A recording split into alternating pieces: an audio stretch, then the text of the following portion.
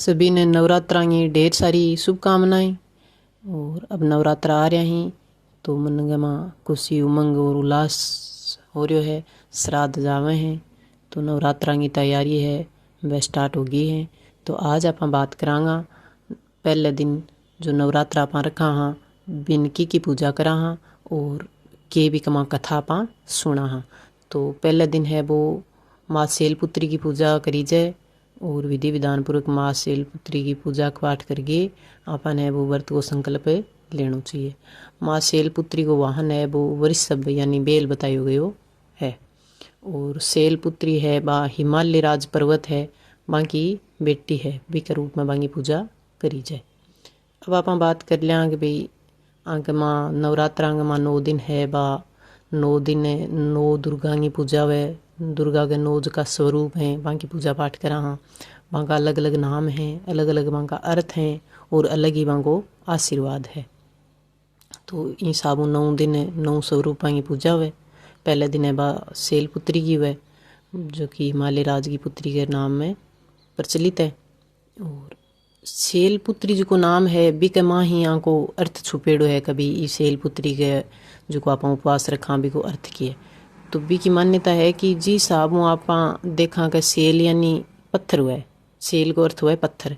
तो अगर आपको कोई लक्ष्य है अपनी कोई इच्छा है तो वह अपनी पत्थर की तरह अडिंग होनी चाहिए यानी अपना लक्ष्य है वो डगमगाना नहीं चाहिए। और आपने बिन लक्ष्य न पाने के लिए बा माँ शैलपुत्री है बा अपन शक्ति देवे और बिन आपनो लक्ष्य भी के आशीर्वाद प्राप्त कर सका वो आशीर्वाद आपने देवे माँ शैलपुत्री।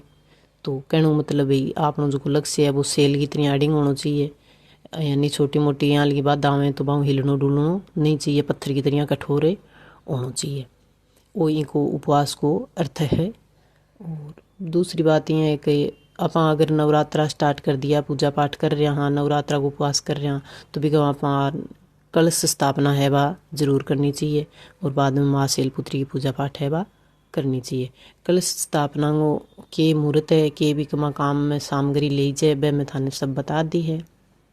फिर भी थोड़ी जानकारी और बता दूँ कि कलश स्थापना करनी चाहिए और कलश स्थापना के बाद में आपने दुर्गा सप्तशती को पाठ है वो जरूर करना चाहिए। कलश स्थापना इसलिए करी जाए कि कलश ने है वो भगवान गणेश को प्रतीक मानी जावे तो शुभ काम में गणेश जी पहल पोत मनावा आप तो इसलिए कलश स्थापना गणेश जी को प्रतीक मान के करी जावे और फिर है वो अपनी पूजा पाठ है वो करी जावे और सुख समृद्धि की कामना है बा करी जावे। अब बात आ जाए कथा की। तो कथा है बा बतावें कि प्राचीन टाइम में है वो प्रजापति दक्ष नाम को एक राजा वो भी के बेटी ही सती तो बन यज्ञ को प्लान करियो। तो यज्ञ गमा वो है सब ने आपके रिश्तेदारा ने और भाई मेड़ मुलाई जान सब ने बुलाया पर भगवान शिव व सती ने अन दोनों को नहीं बुलाया। पर सती है बा जिद कर ली बिना बुलाई यज्ञ में जाने के लिए तैयार होगी।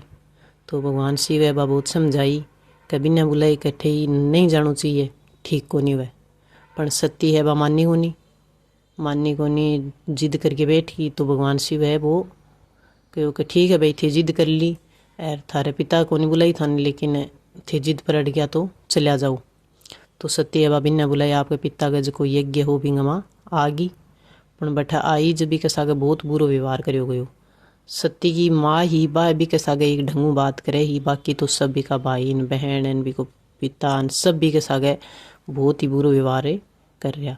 तो वो यहाँ को व्यवहार है वो सत्य आपको खुद को तो सहन कर लियो लेकिन भी के पति को बैठे अपमान कर रहे हो वो सत्य है वो बर्दाश्त है को नहीं कर सकी और वह खुद ने यज्ञ गमा भस्म कर ली।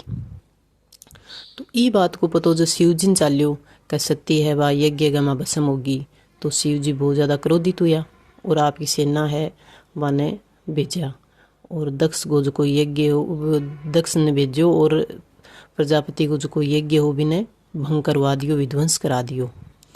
हिसाबों फिर सती को है वो आगे दोबारा जन्म हुयो जब हिमालय की पुत्री के रूप में जन्म लियो जी कारणी को नाम है वो शैलपुत्री रखो गयो। अब है वो माँ शैलपुत्री है वो सफ़ेद रंग है वो बहुत ज़्यादा पसंद है।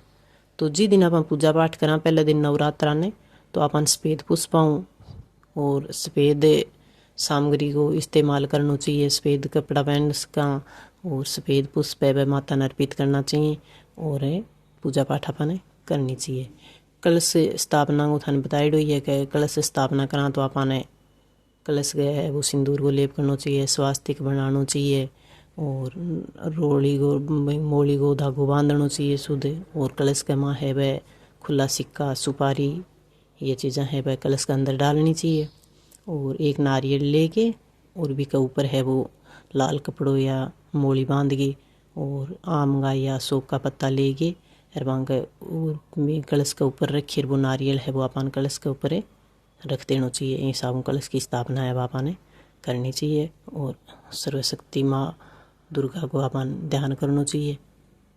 ये सब की या पूजा ही मैं थाने बता दी, कलश स्थापना भी बता दी और कलश सामग्री भी बता दी। तो थाने मेरा वीडियो अच्छा लगे तो लाइक शेयर कर दियो, सब्सक्राइब भी करियो चैनल और यहाँ की जानकारी पाने के लिए थे मेरे साथ जुड़िया रहियो। जय हो माँ दुर्गा की।